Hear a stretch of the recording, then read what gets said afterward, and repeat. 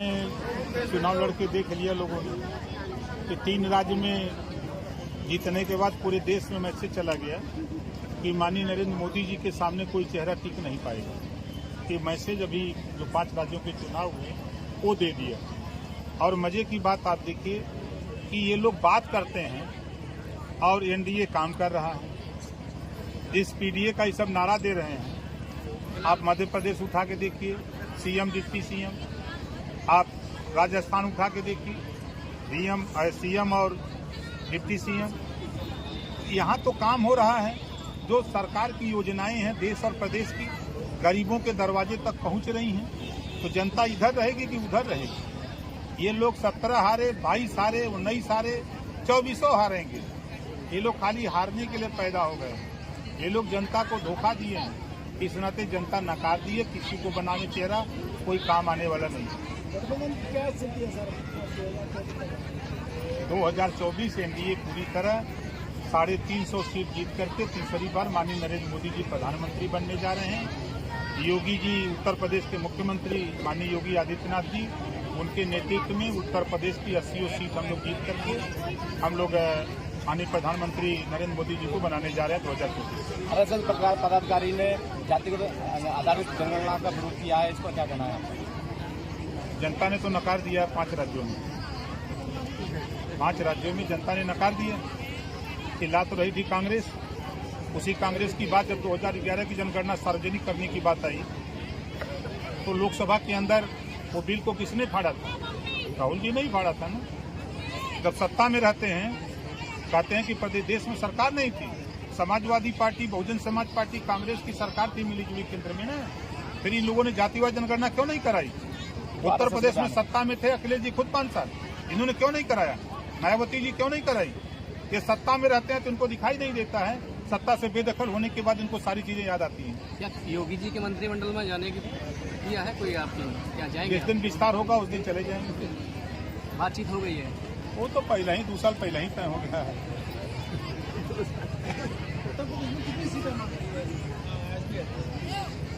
जब सीट बटेगा तो हम आपको बता दें कितनी सीट चाहिए।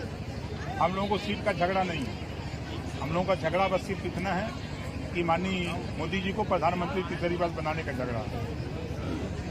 सर, संसद में जब विपक्षी सांसदों पर कार्रवाई की हुई है और कहा भी जाती है तो क्या कहते? देखिए, संसद चर्चा की, जनता वोट दे के भेजी है तो जनता से जुड़े हुए मुद्दों पर चर्चा करो। आप एक समान अनिवार्य फ्री शिक्षा की चर्चा क्यों नहीं करते हो? आप देश में रोजगार परक शिक्षा कक्षा 4 से लागू कराने के कानून क्यों नहीं बनवाते हो? आप देश में गरीबों के फ्री इलाज की कानून क्यों नहीं बनाते हो? रोहिणी आयोग का गठन हुआ है, 27% आरक्षण को पूरे देश में बांट कर देने के लिए, उस पर चर्चा क्यों नहीं करते हो? महिलाओं की जो दुखी हैं, महिलाओं को आज पूरे देश की महिलाएं चाहती हैं कि पूरे देश में शराबबंदी हो, इस पर चर्चा क्यों नहीं करते हो? आज जरूरत है महिलाओं को 33% नौकरियों में रिजर्वेशन देकर इनके भी सिपाही, दरोगा, सीओ, एसपी बनाने की, इस पे बहस क्यों नहीं करते हैं? ये फिजूल की चर्चा विपक्ष के लोग करते हैं। मुद्दों से ये भाग रहे हैं। सदन चर्चा के लिए बना हुआ है, सदन हंगामा के लिए नहीं। सर, जो बाहर निकलते हैं उनकी नकल करेंगे क्या करेंगे? अब वही लोग कर सकते हैं। अब बहुत लंबे समय तक यही करवे करेंगे।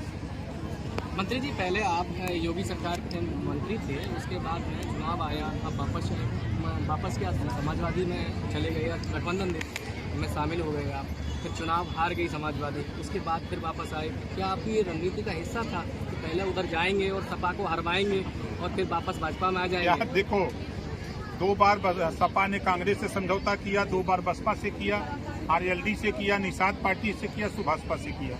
8 बार गठबंधन वो करते हैं तब आप उनसे सवाल नहीं करते हो। कांग्रेस गठबंधन करती है तो आप सवाल नहीं करते हो। बसपा गठबंधन करती है तो सवाल नहीं करते हो। बीजेपी ने आज बताओ 38 दलों का गठबंधन। ये गठबंधन क्यों होते हैं? प्रदेश और देश के विकास के लिए, सरकार बना करके जनता के मुद्दों को लागू करने के लिए, उनकी समस्या को हल करने के लिए होते हैं। इस नाते गठबंधन। मेरा सवाल आपकी बात पर था। आप कह रहे थे 2 साल पहले तय हो गया था कि मंत्रिमंडल में शामिल होंगे, इसका मतलब चुनाव में सब सेट हो गया? नहीं, चुनाव के बाद जब मैं दिल्ली गया तो हमने पूर्वांचल में जहां हमारी ताकत है वहां 48 सीटें बीजेपी विधानसभा में हार गई, सपा जीत गई। जब हम उधर थे तो 48 जीत गई थी। इस नाते उधर बुलाया गया कि भाई राजभर जी उधर कहाँ चले गए, इधर आइए, साथ में रहिए और सरकार में चलिए, सरकार का विस्तार होगा, सरकार में रहिए, मिलजुल करके बात को आगे बढ़ाया जाए। जो गरीबों की योजनाएं हैं गरीबों तक पहुंचाई जाए। आज संभल में आप आए हैं तो क्या प्लानिंग है संभल में, क्या आप अपना कंट्रीब्यूट देंगे या मांग करेंगे कि यहाँ आपको सीट मिल जाएगी?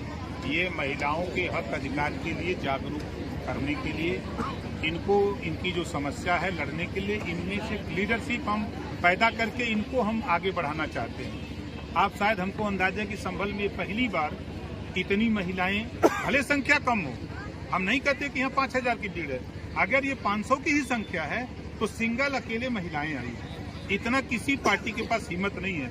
इसके लिए हम अपर्णा जी को धन्यवाद देता हूं कि आपने गांव-गांव जाकर घर से महिलाओं को निकाल करके यहाँ मैदान तक लाना बहुत कठिन काम होता है। 2024 में शराबबंदी आपका मुद्दा होगा? बिल्कुल मुद्दा है। हम तो 21 साल से चिल्ला रहे हैं महाराज। योगी सरकार तो नई पॉलिसी लेके आ रही है शराब के लिए, तो आते रहे। अच्छा ये बताइए, नहीं ये तालमेल बताइए, बनेगा?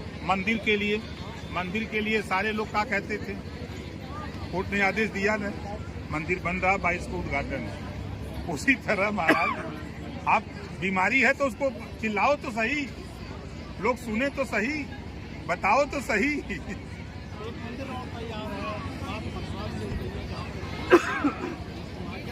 वो कोर्ट का मामला है और कोर्ट में मामला चल रहा है, जैसा फैसला होगा हमको आपको मानना पड़ेगा। मंत्री प्रहलाद जोशी का कहना है ये जो नदी उतारी है तो ये नाटक पार्टी है, ड्रामा पार्टी कहिए उसको हिंदी में। शहर में जाके ये इस तरह की लोग, ये सब ड्रामा पार्टी वाले हैं, ये जनता को लूटने वाले लोग हैं, जनता को ठगने वाले लोग हैं। ईडी सीबीआई से डर रहे हैं, इस नाते गोल बना करके ये सोचने की सरकार बन जाए तो ईडी सीबीआई हमारे कुछ नहीं करेगी, लेकिन ये दीवा स्वप्न है। ठीक है, धन्यवाद।